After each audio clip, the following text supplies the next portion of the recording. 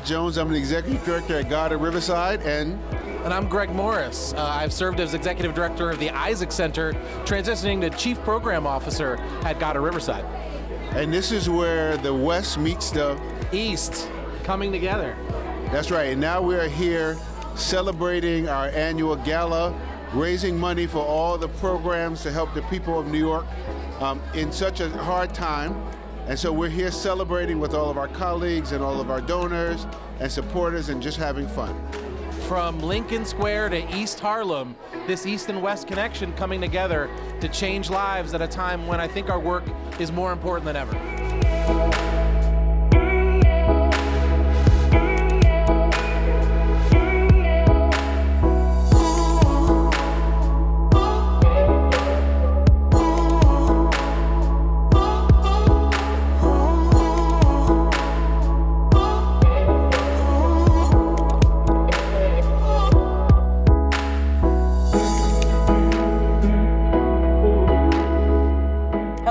Good evening. I'm Angela Henry, and I'll be your MC this evening. We're thrilled to be back together this year supporting Goddard Riverside. If you're tuning in from home, we hope that you enjoy the event, and we look forward to seeing you in person next year. So many of you ask about the chorus that kicks us off every year. Are the kids going to be singing?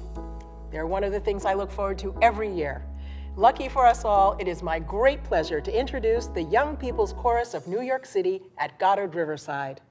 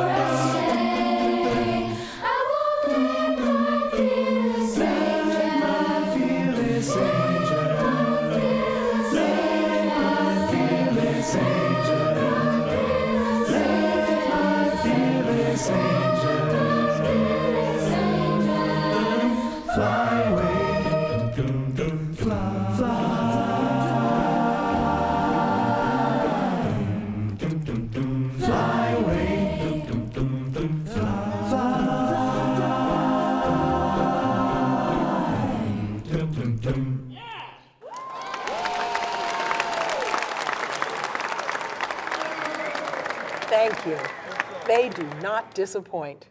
What a wonderful way to kick off the evening. Welcome to Goddard Riverside's annual gala. If you've been here before, you're as excited as I am. If this is your first time with us, you've got an inspiring evening ahead of you. Tonight, we recognize that when it comes to furthering the work of Goddard Riverside and social justice, we are stronger together. I grew up around the corner from Goddard Riverside when it was a lot smaller than it is today, but just as important a neighbor. The biggest thing I waited for each year was the book fair. For its 35th year, it will be back in person. So get ready to browse all great titles. And I'm just as excited to be with people to celebrate again. Goddard Riverside has kept our remarkable work going throughout the entire pandemic, something we couldn't have done without coming together. A number of great organizations and individuals made tonight possible. Thank you to all our sponsors and supporters. We're all here tonight because we believe in investing in people to strengthen our community. A special shout out to the Goddard Board and the Book Fair Gala Committee. And a very big round of applause for the staff of Goddard Riverside who have worked tirelessly through this pandemic. So much has changed since the last time we were here in person, but Goddard Riverside is still very much the heart of our community. Let's hear from Rod to tell us more about Goddard today. So Goddard Riverside serves some of the most vulnerable New Yorkers, those who are unhoused or those who are frail and elderly. When the pandemic hit, it was important to us to make sure that we were able to maintain the services we provide. For us, we had to figure out how to pivot so that we can continue to be connected to communities, making sure that their needs were met. And we knew that we needed to quickly as possible reopen so that there was access for loved ones, that they were getting nutrition regularly, and that they were getting medical care and treatment that was needed. We decided that there were three main things we needed to accomplish. One was to make sure that we were able to continue our services to those who are most in need, as well as to keep our employees and the people who we serve safe.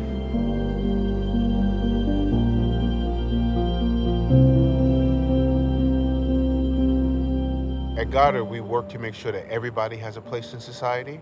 And for those who have mental health challenges, we run a number of programs, Top Op, which are opportunities for us to make sure that they can exist and participate as equally as possible in mainstream society.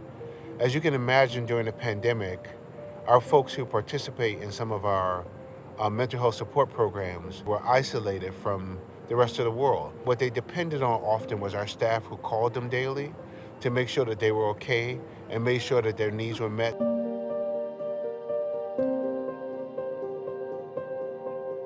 If there was one group of New Yorkers that was hit the hardest by the pandemic, it was those folks who are the unhoused. Many of those people are people who exist in the fabric of New York City, but we don't see them every day. But those people lost everything. The last threads of civility that they had to hold on to disappeared overnight. Their ability to find a place to use the bathroom or to come in out of the cold during the day in the library all vanished overnight, which made our work even more important. I've been extremely excited to come in every day as I come to work to pass our senior center and see the seniors back, because we're a community. And so they're now returned to a place where they call home, where they have family, whether they have children or not a single person in their life. They now have friends to see, a place to eat, a place to socialize. I'm glad that they're back, and they're glad to be back.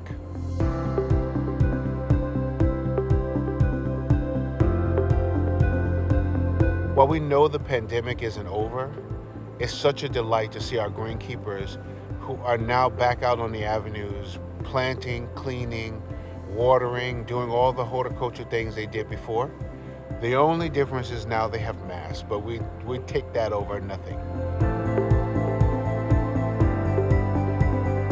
I was excited just the other day to see all the kids starting their first day of school. Before that, during the pandemic, it was almost a ghost town. When schools were closed and our preschool programs were closed, all the kids and the hustle and bustle just died down almost to a screeching halt. We were able to stay in contact with our kids during that time because we provided kids laptops as well as hearing apparatuses, additional supplemental tutoring that allowed them to keep up with their education.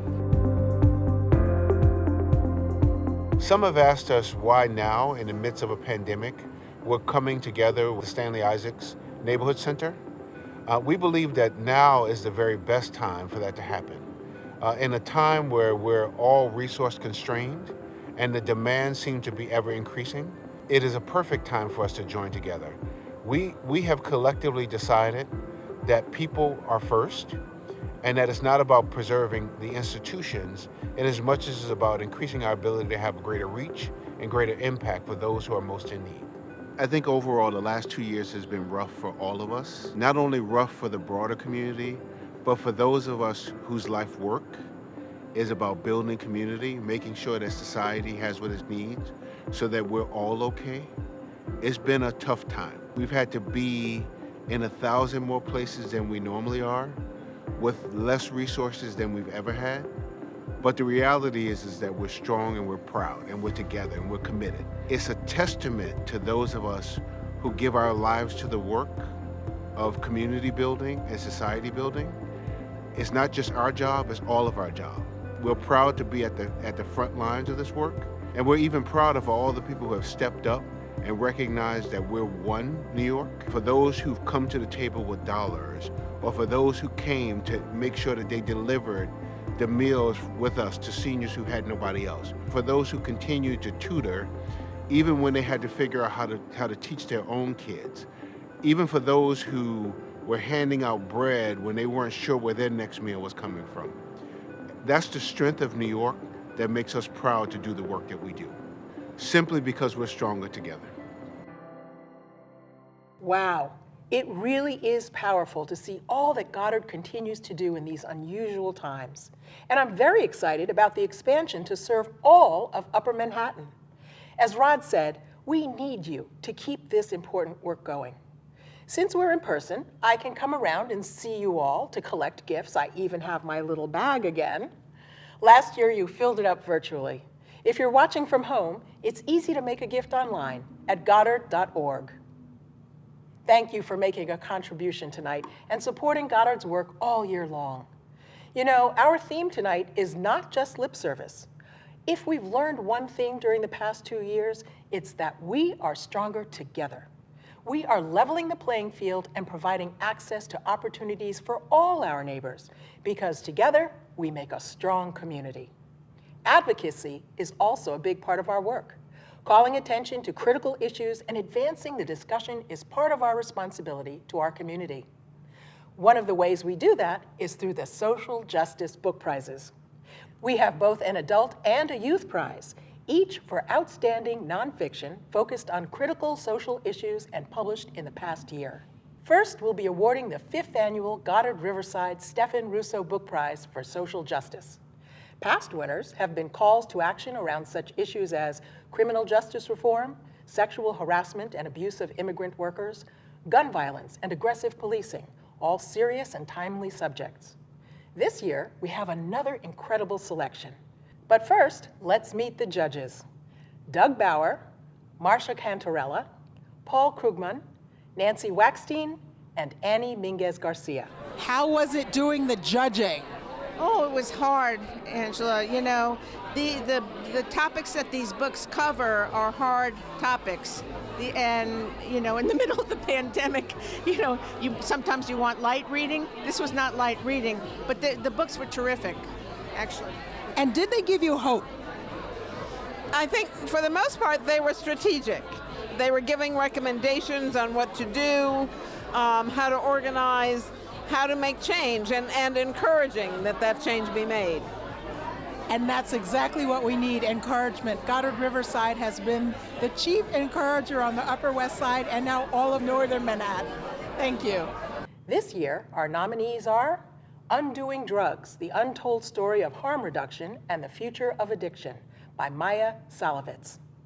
A Wolf at the Schoolhouse Door, The Dismantling of Public Education and the Future of School by Jack Schneider and Jennifer Berkshire. In the Shadow of the Ivory Tower, How Universities Are Plundering Our Cities by Devarian L. Baldwin. The Hospital, Life, Death, and Dollars in a Small American Town by Brian Alexander. Children Under Fire, An American Crisis by John Woodrow Cox. Controlling Women, What We Must Do Now to Save Reproductive Freedom by Catherine Colbert and Julie F. Kay. And the winner is Children Under Fire, An American Crisis by John Woodrow Cox. Good evening. It pains me that I couldn't be there tonight to accept this award in person, but please know that I am deeply honored. Thank you to Goddard Riverside and to the judges for selecting Children Under Fire from what was a tremendous group of finalists. It's such a privilege to join the incredible fraternity of past winners as well. Thanks too to my publisher, Echo, for being willing to take on such a difficult topic and to work as hard as they have to make people aware of it. I wrote this book in the hope that it would make a difference in the lives of children in this country. So it is especially meaningful to receive this recognition for social justice from an organization so deeply devoted to the same thing, and that's making a difference in the lives of children who need it. So thank you all again. I hope you have a wonderful evening, and I hope too that I get to join you in person one day soon. Thank you. I'm so inspired, aren't you? In a time of uncertainty, books such as these give us great hope. Congratulations. I have to say, I am particularly excited about this next category. In partnership with the Children's Book Council, this is the second year of our Youth Book Prize for Social Justice. How do we help grow the next generation of social justice activists? These books are a great start. The shortlist is Art of Protest, Creating, Discovering, and Activating Art for Your Revolution by D. Nichols. Pocket Change Collective, Concrete Kids by Amira Leon, illustrated by Ashley Lukashevsky. Puras Cuentos, How Pura Belpré Reshaped Libraries with Her Stories by Annette Bay Pimental, illustrated by Magali Morales. Something Happened in Our Park, Standing Together After Gun Violence by Ann Hazard, Marietta Collins, and Marianne Solano. Tani's New Home, A Refugee Finds Hope and Kindness in America by Tani Tuluwa, Tani Adewumi, illustrated by Courtney Dawson. Without Separation, Prejudice, Segregation, and the Case of Roberto Alvarez by Larry Dane Brimner, illustrated by Maya Gonzalez. And the winner is Puras Cuentos, How Pura Belpré Reshaped Libraries with Her Stories by Annette Bay Pimental, illustrated by Magali Morales. Thank you to Goddard Riverside and to the Children's Book Council for sponsoring this prize that celebrates children's books about social justice. I'm also very grateful to Abrams Publishing for taking a chance on this book, and to my co-creator, Magali Morales, for her dynamic and incandescently beautiful illustrations. Today, many children still don't see themselves in the books on the shelves of libraries. I hope that they will take to heart Pura Belpré's important insight that the fault is not with those who are underrepresented or unrepresented, but with the systems that have excluded them.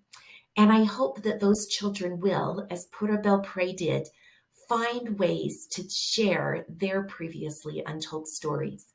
Because not all the stories worth telling are in books. Not yet. Thanks. Wow, I'll be excited to read that book. Thank you all for being here tonight. You know, our investment doesn't end with this wonderful evening. I hope you'll stay connected to Goddard by donating or volunteering. And if you didn't already make a gift, there is still time.